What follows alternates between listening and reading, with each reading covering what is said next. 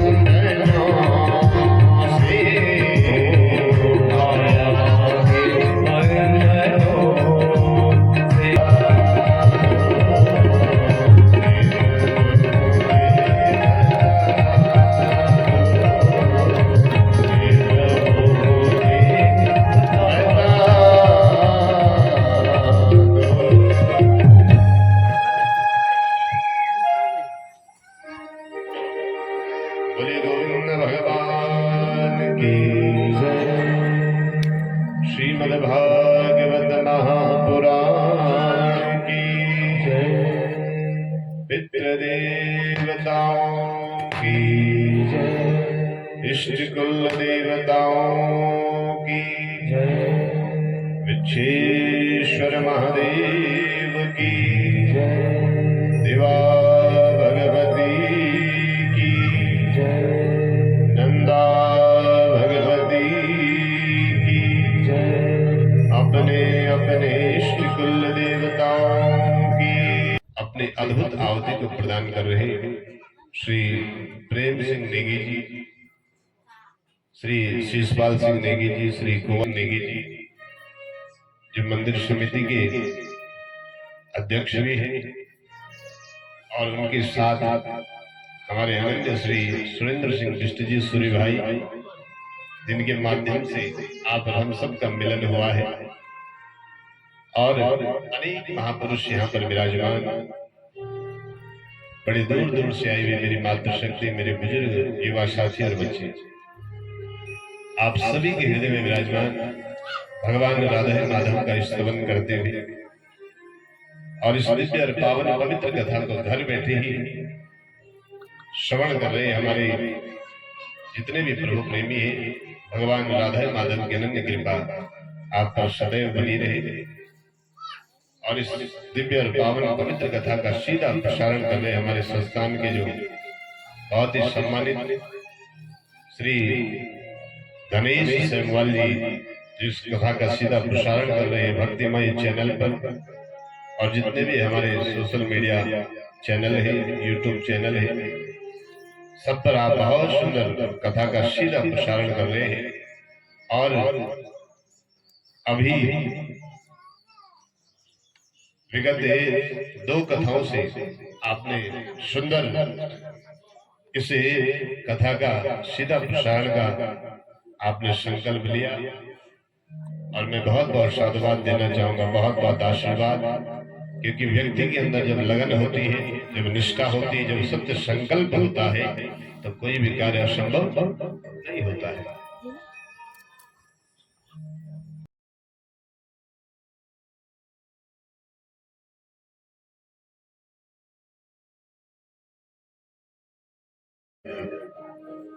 आप अन्य युगों में आप दर्शन करें, शास्त्रों में आपने देखा होगा, अन्य युगों में सतयुग, द्वापर, त्रेता में भगवान को पाना हो, भगवान की कृपा को प्राप्त करना हो, तो उसके लिए बहुत तप करना पड़ता था, बड़ा कठिन तप करना पड़ता था।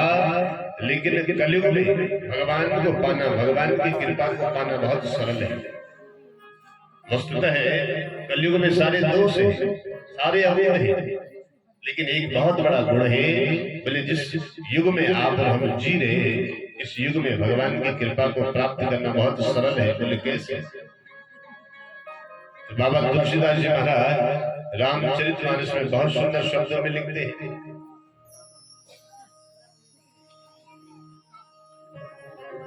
कलयुग केवल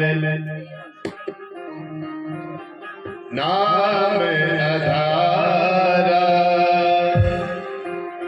सुमेरे सुमेरे पारा, सुमेरे सुमेरे उदया पारा, सुमेरे सुमेरे नर उदया पारा, सुमेरे सुमेरे उदया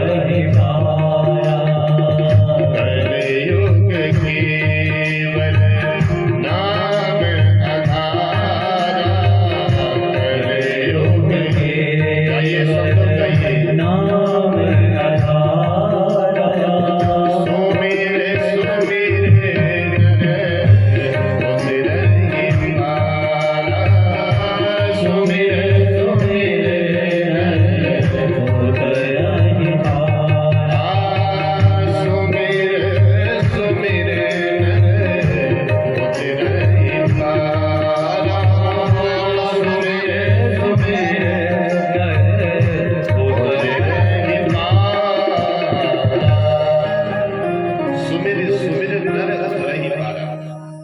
इस कलयुग में भगवान को अगर प्राप्त करना है तो उसका एक ही साधन है, बोले भगवान का नाम।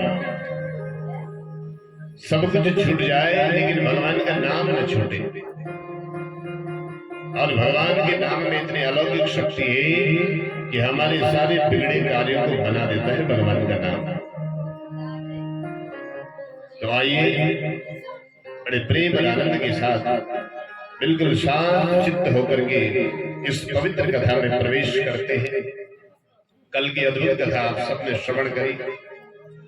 सूत जी सौनकादिक ऋषियों को इस कथा को श्रवण करा रहे हैं और सौनकादिक ऋषियों ने कल प्रश्न किया था। बोलो राधे राधे।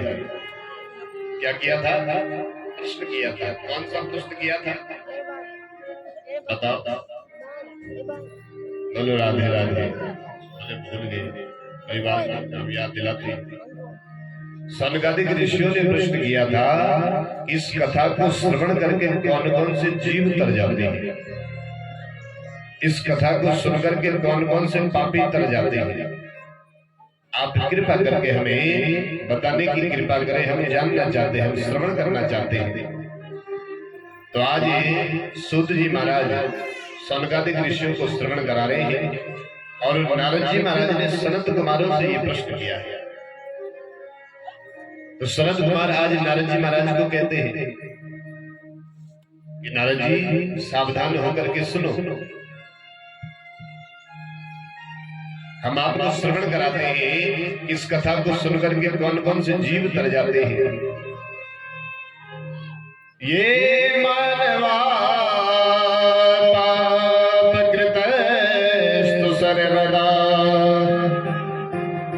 सदा दुराचार रता विमार्गा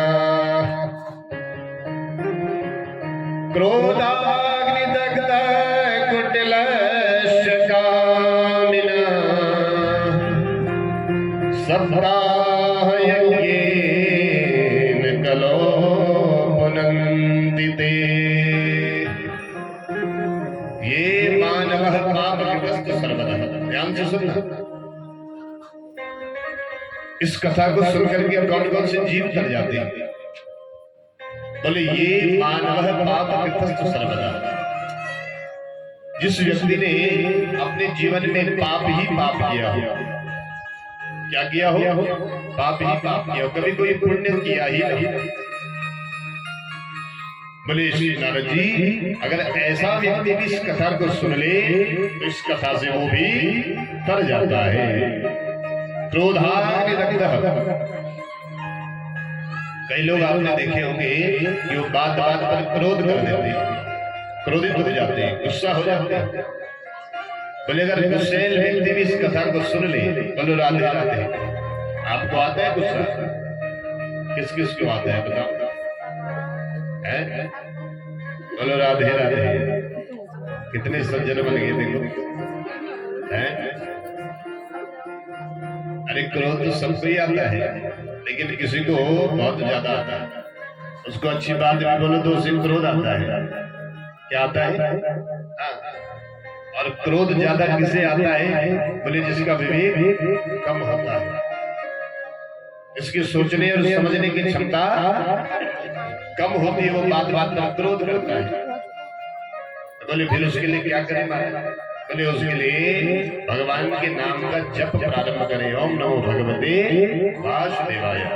तो बोले अगर क्रोधी व्यक्ति इस कथा को सुन ले तो वो भी तर जाता है। अगर सदा दुराचार रता जो सदैव पापाचार अनाचार दुराचार में लगे रहते हैं, अगर वो भी इस कथा को सुन ले नारद जी तो वो भी तर जाते हैं, वो भी मुक्त हो जाते हैं। नारद जी महाराज ने कहा कि ऐसे कैसे संभव है भाई? जिस व्यक्ति ने सदैव पाप ही पाप किया हो वो कैसे तर जाता है? तो सनत कुमार नारद जी को सावधान करते हैं और सावधान करते हुए एक अद्भुत प्रसंग श्रवण कराते हैं। बोले नारद जी हम आपको एक उपाख्यान श्रवण करा रहे हैं। बड़ा ही अद्भुत प्रसंग है जिसे गोकर्णोपाख्यान कहते हैं। मैं तुम्हें एक अद्भुत प्रसंग श्रवण करा रहा हूं, ध्यान से सुनिएगा, कथा में ध्यान दीजिए। मन एकाग्र होगा तो आनंद आएगा कथा में, मन अगर भटकेगा तो फिर कथा क्या हो रही है, क्या हुई थी, कुछ पता नहीं चलेगा। बोलो राधे राधे। तो आज शरद कुमार महाराज जी को सावधान करते हैं और सावधान करते हुए इस उपाख्यान को श्रवण कराते हैं, एक इतिहास की कथा श्रवण करा रहे हैं। तुंगभद्रा तटे पूर्वम मभूर्पतनमुत्तमम् यत्र वर्णा स्वधर्मेण सत्य सत्कर्म तत्परा। तुंगभद्रा नदी के तट पर एक अनुपम नगर बसा हुआ है और जिस अनुपम नगर में एक ब्राह्मण देवता रहते हैं जिनका नाम है आत्मदेव। बोलो राधे राधे। क्या नाम है? आत्मदेव। ये जो आत्मदेव जी महाराज है ये बहुत विद्वान है। भगवान की कृपा से इनके घर में किसी भी प्रकार की कोई कमी नहीं है, अन्न धन की कोई कमी नहीं है। लेकिन जितने सहज और जितने सरल आत्मदेव जी महाराज हैं, बोले इसके ठीक विपरीत इनकी पत्नी है जिसका नाम है धुंधली। क्या नाम है? धुंधली। और धुंधली का जो स्वभाव है, कैसा स्वभाव है? बोले जब पंडित जी घर में रहते तो बहुत सज्जन बन जाती है। क्या बन जाती है? सज्जन। अब जैसे पंडित जी घर से निकले तो पूरे गांव में, पूरे मोहल्ले में महाराज झगड़ा ही झगड़ा, जिससे देखो झगड़ा ही करें। लेकिन जैसे पता चलता कि आत्मदेव जी महाराज घर आने वाले हैं, वैसे सुंदर सहज श्रृंगार करके दरवाजे पर खड़ी हो जाती है आरती की थाल लेकर के। ये बनावटी जो स्वरूप है, बोले ये किसी को भी अच्छा नहीं लगता है और भगवान को तो बिल्कुल अच्छा नहीं लगता। भगवान को कौन अच्छा लगता है? तो बहुत सुंदर शब्दों में तुलसीदास जी महाराज ने रामचरितमानस में लिखा है, निर्मल मन जने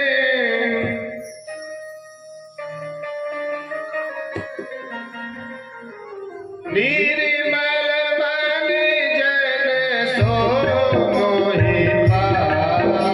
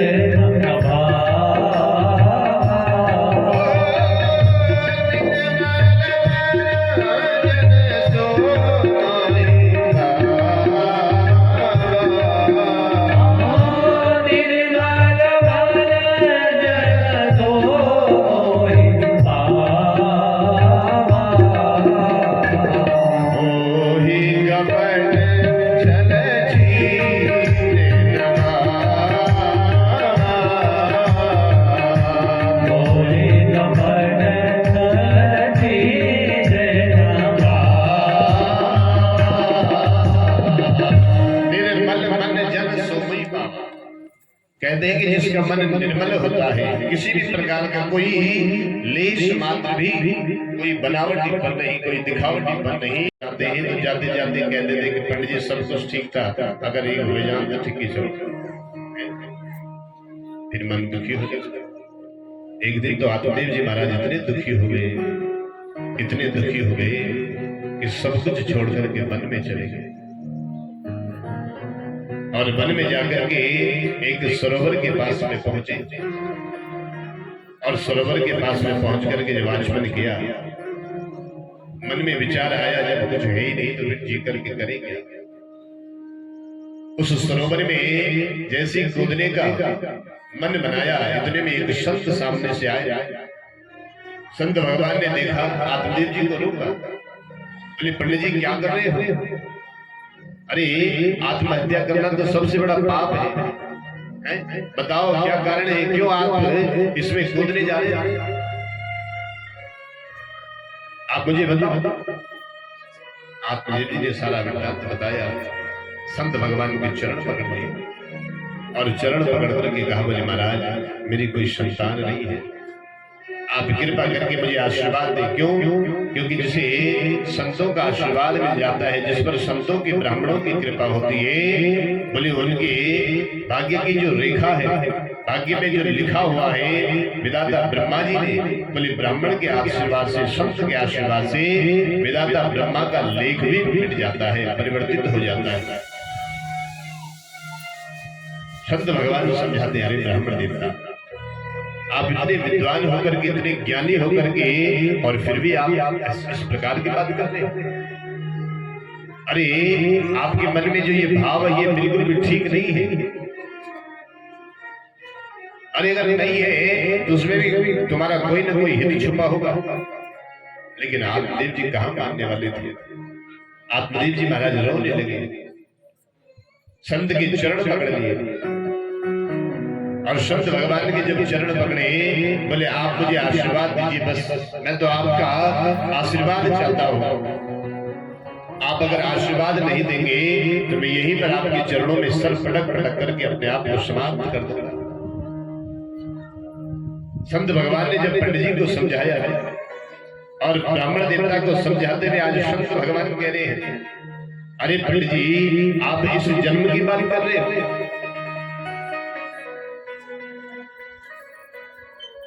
श्रीणोमे प्रेमया देत्या प्रारब्धं तु विलोकितं सप्त जन्मावदितवा पुत्रो नेवचने वचा। शिवरंजनी आज आत्मदेव जी महाराज कहते हैं, आज संत भगवान कहते हैं, करे ब्राह्मण देवता आप इस जन्म की बात कर रहे हो? अरे मैंने आपके माथे की लकीरों को पढ़ लिया है, आपके तो 7 जन्मों तक संतान का कोई योग है ही नहीं, कहा आप इस जन्म की बात कर रहे हैं? जैसे ही संत भगवान ने ये बात कही, आत्मदेव जी महाराज की आंखों से अश्रुधार बहने लगे, संत के चरण पकड़ लिए और संत के चरण पकड़ करके कहने लगे कि आप मुझे आशीर्वाद दीजिए बस। और संतों का हृदय तो बड़ा निर्मल होता है, संतों का हृदय बड़ा निर्मल होता है। संत भगवान को दया आई, संत ब्राह्मणों के पास से एक दया ही तो है, एक आशीर्वाद ही तो है।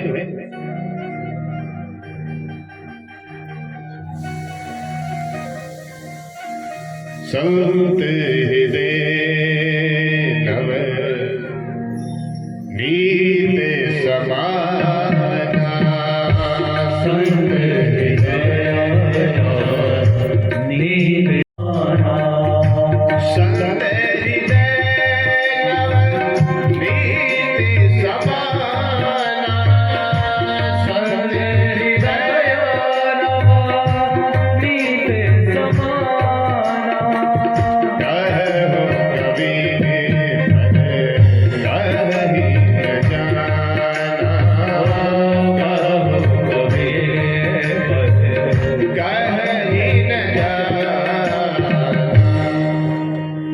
संत हृदय नव नीत समाना। नवनीत कहते माखन के, संतों का हृदय इतना कोमल होता है। कहे हो कवि ने पर कही न जाना, कवियों ने अनेक प्रकार से वर्णन किया, लेकिन कभी भी संतों के हृदय की जो कोमलता है, जो निर्मलता है, उसको जान नहीं पाए, उसकी व्याख्या नहीं कर पाए। संत भगवान ने तुरंत अपने थैले से एक फल निकाला और फल निकाल करके पंडित जी को दिया। बोले पंडित जी ये लो, ये फल ले जाओ और इस फल को अपनी पत्नी को खिलाना। और हाँ, इसके कुछ नियम है। सत्यम शौचम दया दानम मेघभंगम दुभोजनम वर्षावधि स्त्रिया कार्यम तेन पुत्रो निर् अपनी पत्नी को कहना कि साल भर तक, ध्यान से सुनना, क्या कहा? साल भर तक अपनी पत्नी को कहना कि सत्य, झूठ मत बोलना। क्या मत बोलना? अब धुंधली और सच, जो पूरे गांव में लड़ती भिड़ती हो, क्या सच बोलेगी? सौ बोले पवित्रता का ख्याल करना, दया करना, जीवों पर दया करना, खूब दान करना, और जो भोजन ग्रहण करोगे बोली भोजन पवित्र भोजन ग्रहण करना। ये क्रम पंडित जी अपनी धर्मपत्नी को कहना कि साल भर तक इस नियम का पालन करना। जो साल भर तक इस नियम पर चलता है उसे सुंदर सा पुत्र प्राप्त होता है। पंडित जी तुरंत आज संत भगवान को प्रणाम करते हैं और प्रणाम करके वापस आते हैं। अपनी पत्नी के पास में पहुंचे, कहा कि देवी ये लो, ये फल है, ये संत भगवान ने दिया है, इसको ग्रहण कर लेना। स्वल्पवक्षं ततो शक्ति गृह कार्यं कथं भवेत्। कहीं मैंने ये फल खा लिया, ध्यान से सुनना, और फल खाने के बाद कहीं भूकंप आ गया, कहीं आग लग गई, तो मैं भागूंगी कैसे? ये विचार इसके मन में चल रहा है। इतने में इसकी बहन आ गई। बहन को सारा वृत्तांत बताया। बोले तू चिंता मत कर, मेरे गर्भ में जो शिशु पल रहा है, जब इसका जन्म होगा तो मैं चुपके से तुझे दे दूंगी, और तो अपने जीजाजी को कुछ धन इत्यादि दे देना। बस दोनों की ये बात हुई। कुछ समय के बाद धुंधली की बहन का पुत्र हुआ। उसने चुपके से धुंधली को दिया, और जब धुंधली को दिया तो उसका लालन पालन करने लगे, लेकिन उसके लिए दूध तो हुआ नहीं। धुंधली ने अपने पतिदेव को कहा, देव जी को, क्यों जी, अगर आप आज्ञा दे तो मैं अपनी बहन को यहाँ पर बुलाऊं? बोले ठीक है बुलाओ। तो धुंधली को और क्या चाहिए था? धुंधली की बहन वहां पर आई। अब जब वो आई, सारे लोग बधाई देने आने लगे। पंडित जी को कहने लगे, पंडित जी बहुत बहुत बधाई है, भगवान की कृपा से तुम्हें संतान की प्राप्ति हुई है। इतने में जो फल संत ने दिया था वो फल धुंधली ने अपनी बहन के कहने पर, क्योंकि आत्मदेव जी के यहाँ जो गाय थी वो भी 5 थी, वो फल गाय को खिला दिया था। उसकी बहन ने कहा था कि अगर पुत्र होना ही होगा तो इस गाय का हो जाए, ये भी तो 5 है। अब हुआ यूं कि ठीक 3 महीने के बाद, त्रिमासे निर्गते चाल साधेनो सुसुवेर्भकं सर्वांग सुंदरम दिव्यम निर्मलम कनक। आज सुंदर उस गाय ने भी एक पुत्र को जन्म दिया, एक बच्चे को जन्म दिया। बोले उसका जो शरीर है वो मनुष्य की आकृति का है, और जो कान है वो गाय के कान के समान है। जैसे उसका जन्म हुआ तो पूरे गांव में बात फैली, सब बधाइयां देने आने लगे। बोले पंडित जी भगवान देते हैं तो देते छप्पर हाड़ के, पहले तो कुछ भी नहीं था और आज 2 संतान हो गई। आज बड़े प्रेम और आनंद के साथ आत्मदेव जी महाराज ब्राह्मणों को बुलाते हैं। ब्राह्मणों ने सुंदर स्वस्ति वाचन इत्यादि किया है, और स्वस्ति वाचन इत्यादि करने के बाद सब लोग आशीर्वाद देकर के वहां से अपने अपने गंतव्य को जाते हैं। आगे चल करके आत्मदेव जी ने दोनों को गुरुकुल में भेजा। दोनों गुरुकुल से जब वापस आए तो आज सनत कुमार कहते हैं, यद कालेन तो जातो तरुणो तनयावो गोकर्ण पंडितो ज्ञानी धुंधकारी महाकला। गोकर्ण जी महाराज तो परम विद्वान हो गए, लेकिन धुंधकारी महामूर्ख बन गया। आगे चल करके गोकर्ण जी महाराज तीर्थ यात्रा पर चले जाते हैं, और जब तीर्थ यात्रा पर गए तो ये जो धुंधकारी है, बोले ये घर में उत्पात मचाने लगा। क्या मचाने लगा? उत्पात मचाने लगा। क्योंकि जो गाय का बालक है उसका नाम है गोकर्ण, और जो धुंधली का बालक है उसका नाम है धुंधकारी। इतना उत्पात ये मचाने लगा कि आत्मदेव जी महाराज आज बहुत दुखी हो गए। एक स्थान पर बैठ करके रोने लगे। ध्यान से और जब रोने लगे इतने में गौकर्ण जी तीर्थ यात्रा से वापस आए, और जब तीर्थ यात्रा से वापस आए तो देखा पिताजी रो रहे हैं। आप विचार करिए कि जब आत्मदेव जी की संतान नहीं थी तब भी रो रहे थे, किसके चरणों में? संत भगवान के चरणों में। और आज संतान हो गई तब भी रो रहे। क्यों? क्योंकि संतान नालायक निकल गई।